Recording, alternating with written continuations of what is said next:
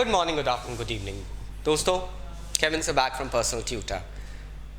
Standard 9th history playlist आप लोग देख रहे हैं। चैप्टर है Nazism and rise of Hitler. Topic that we are going to study is reconstruction. दोस्तों, हिटलर ने एक स्ट्रॉन्ग कैबिनेट बनाया था। लर्नड लोग थे उसके कैबिनेट में, undoubtedly. People like Shalmar Stark and Otto von Gutenberg and all, ये सब लोग जो थे, ये लोग बहुत लर्नड लोग हुआ करते थे। हिटलर ने हाल्मर शार्च को एक रिस्पॉन्सिबिलिटी दी कि तुम अब ये इकोनॉमिक रिकवरी जो है ना देश की, ये करवाओगे। Since he was a famous economist, he went ahead and started working.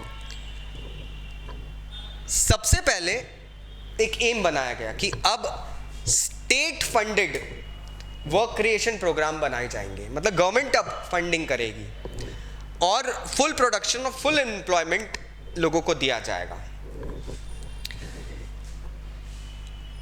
In projects के तहत ही वर्ल्ड फेमस जर्मन हाईवेज, जो सुपर हाईवेज आज भी फेमस हैं दोस्तों, डेवलप हुए थे। Famous company such as Volkswagen, people's car, इसे वोक्सवैगन लोग बोलते हैं। That is a totally wrong pronunciation. It's actually Volkswagen, that mean फोक, लोगों की car. Autobahn, super highways Germany में जहां स्पीड लिमिट, आप 150 से नीचे अगर कार चलाएंगे ना वहां पे, तो आपका चालान कट जाएगा, because you may cause accident. So that is the thing. Foreign policy, ये तो ठीक है, इंटरनल पॉलिसीज हो गई इकोनॉमिक रेपरेशन के लिए। Now in the field of foreign policies also Hitler went ahead and acquired successes एकदम से। सबसे पहले 1933 में Hitler came out of League of Nations. No, I don't want to be. League of Nations एक organisation था, जैसे आज United Nations है, वैसे लीग ऑफ नेशन एक ऑर्गेनाइजेशन था। 1933 में Hitler pulled Germany out of League of Nations. He reoccupied the Rhineland. वो राइनलैंड का जो एरिया था उसको फिर से ऑक्यूपाई करा उसने 1936 में। और 1938 में एक slogan, one people one empire one leader, में ऑस्ट्रिया और जर्मनी को यूनाइट कर लिया। अब Austria was a part of Germany. उसके बाद में कुछ जर्मन स्पीकिंग लोग चेकोस्लोवाकिया में सडेंटनलैंड एरिया में रहते थे। तो चेकोस्लोवाकिया में सडेंटनलैंड एरिया में रहने वाले लोगों को वो अपने रिजाइम में लेके आना चाहता था, और what he ended up doing was he ended up gobbling the whole Czechoslovakia. पूरा चेकोस्लोवाकिया अब जर्मन एम्पायर के अंडर आ गया। He was at the peak of his power. अच्छा, इन सब चीजों में हिटलर को ना एक अनस्पोकन सपोर्ट मिल रहा था दोस्तों, इंग्लैंड से। इंग्लैंड एक्चुअली फेल्ट कि Treaty of Versailles was quite harsh and Germany should be given a chance. इस चांस के चक्कर में Germany ended up gobbling countries around it. अब ये जो जल्दबाजी हो रही थी ना घर के अंदर, मतलब हिटलर के कंट्री में, जर्मनी में, और बाहर की जो पॉलिसीज है, ये कंट्री को कहीं और ले जा रही थी। हिटलर चेकोस्लोवाकिया को गॉबल करके रुका नहीं। He was on a verge of a war. The economist साच advise Hitler that don't invest hugely in war, because we are still facing a condition of deficit. हमारी कंट्री अभी भी financial deficit में है। हम लोगों के पास उतने अभी ऑप्शंस नहीं है। We can't afford a war और सॉर्ट ऑफ थिंग। लेकिन कहते हैं ना, हिटलर की रिजाइम में जो लोग उसको रोक देते थे, नाजी पार्टी में उनकी जगह नहीं होती थी। साच को हटा दिया गया उसकी पोस्ट से। Hitler continued the path of the war because he knew कि आगे क्या इकोनॉमिक क्राइसिस आने वाला है, he started going ahead and taking up areas. If you look at the map, figure 11, it will give you a picture. This is Germany. The areas marked in peach are areas that supported Hitler. That is Finland, Slovakia, Hungary, Romania, Bulgaria. These were the areas that supported him. Although United Kingdom का एक hidden, support था, इसलिए उसको हमने कोई colour नहीं दिया है. फिर आती है जर्मन ऑक्यूपेशन के अंडर वाले एरियाज. जर्मनी ने कौन कौन से एरियाज ले लिए थे? Germany had successfully taken Norway, Germany had taken Estonia, Lithuania, Poland, Ukraine, Yugoslavia, Greece, France, Belgium, Netherlands and Denmark. Can you just believe it दोस्तों, इतने एरिया. एंड इनफैक्ट अगर मैं नीचे बात करूं तो अफ्रीका में एक जगह टूनिसिया, वो भी जर्मनी ने ले ली. नाउ इसके अलावा इटली और उसकी दिख रही है टेरिटरीज. यहां पे मुसोलिनी की स्टोरी अलग थी. और न्यूट्रल कंट्रीज थी स्वीडन, स्विट्जरलैंड और स्पेन, पोर्चुगल. ये कंट्रीज न्यूट्रल थी, भैया हम किसी के साथ नहीं है. तो कैन यू सी ऑलमोस्ट कितने सारा एरिया, ये मैं लगभग पूरा यूरोप दिखा रहा हूं. ये पूरे एरियाज हिटलर के अंडर जर्मन सपोर्ट में आ गए. रिसोर्सेस लेने के लिए Hitler wanted to expand its territories. He knew कि मुझे रिसोर्सेस की बहुत ज़्यादा ज़रूरत है.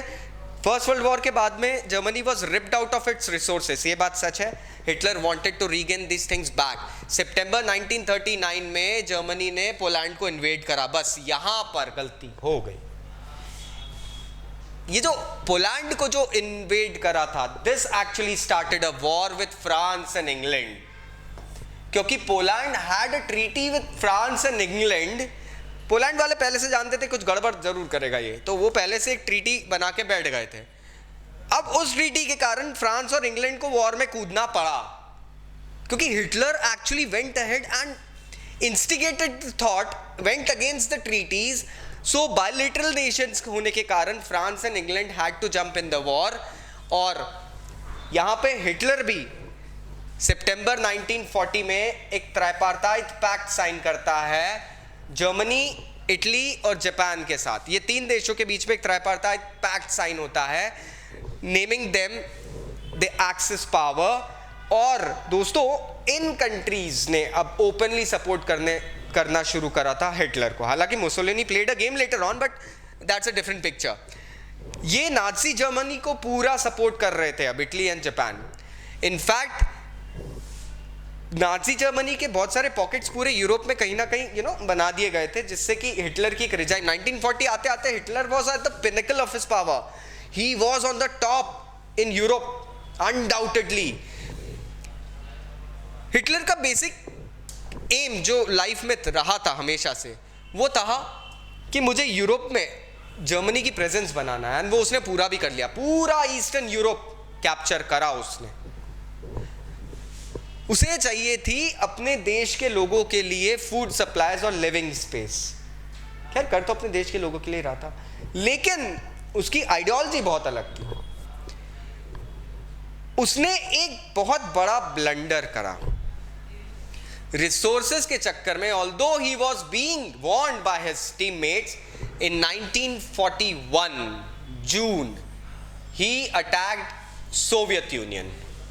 एक हिस्टोरिक ब्लंडर है दोस्तों ये हिटलर का. उसने एक साथ 2 वॉर फ्रंट्स खोल लिए. वेस्ट फ्रंट पे ब्रिटेन एरियल बॉम्बिंग कर रहा है, आप उधर लड़ रहे हो. आपने ईस्ट फ्रंट भी खोल लिया एक ऐसे देश से लड़ने के लिए जो दुनिया का सबसे बड़ा देश है. सोवियत आर्मी से लड़ना आम बात नहीं थी. सोवियत आर्मी ने स्टालिनग्राड के बैटल में जर्मनी को बहुत बुरी तरीके से हराया, जर्मन फोर्सेस. और इनफैक्ट जर्मन फोर्सेस के जो आर्मी मैन थे, व्हेन दे वर रिट्रीटिंग, जब वो भाग रहे थे, वापस जा रहे थे, the red army hounded them, उनका पीछा करा, ढूंढ ढूंढ के उन सैनिकों को मारा, and ended up in Berlin. मतलब आप अटैक करने गए सोवियत यूनियन पे और सोवियत यूनियन उल्टा ऐसी आर्मी लेकर आया कि आपके कैपिटल सिटी को कैप्चर करके वो बैठ गया। ये जो सोवियत यूनियन ने उस वक्त जो ताकत दिखाई थी, it actually led to Soviet hegemony across Europe for the next 50 years, half century, लगभग 50 साल तक वो सोवियत कहर यूरोप पे था। यूएसए हमेशा से वॉर में नहीं पड़ना चाहता था, लेकिन प्रॉब्लम ये हुई थी कि जापान ने जब ट्राइपार्टाइट पैक्ट साइन करा था, क्योंकि यूएसए जानता था वो एक ग्रेट डिप्रेशन से निकला है। फर्स्ट वर्ल्ड वॉर के बाद में कंट्रीज की हालत वैसे ही खराब थी, इकोनॉमिक क्राइसिस चल रहा था। USA had faced an economic crisis recently, जो डिप्रेशन आया था, वॉल स्ट्रीट जो क्रैश हुआ था, वो सब। ग्रेट डिप्रेशन से निकल के USA knew the cost of war is too much, we can't afford it. But still what happened when Japan started bombing its naval bases in the Pacific, for example Pearl Harbor, पूरी Pacific fleet खत्म कर दी थी Japan ने United States of America की। दोस्तों उस वक्त United States of America had to go ahead and step into the war. In fact जब 1945 की मई में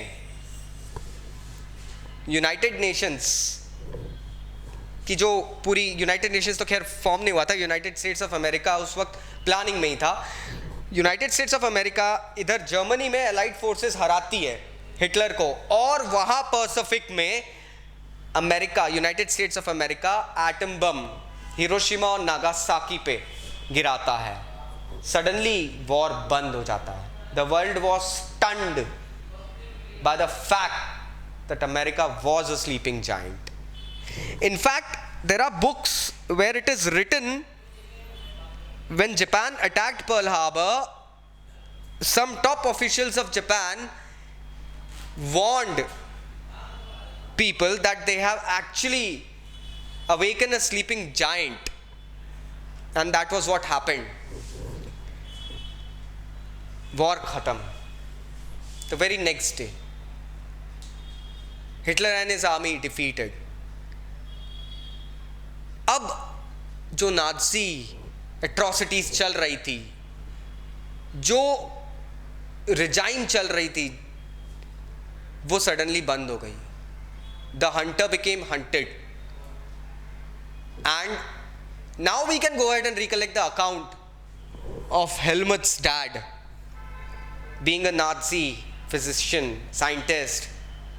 we can once again think about the fear. वो डर हमको अब दिखता है, हार गए, अब हमारे साथ क्या होगा। So I hope now the topic is clear. फिर भी अगर कोई डाउट्स है दोस्तों तो नीचे कमेंट बॉक्स से कमेंट जरूर करना। Thank you very much, take care, bye bye.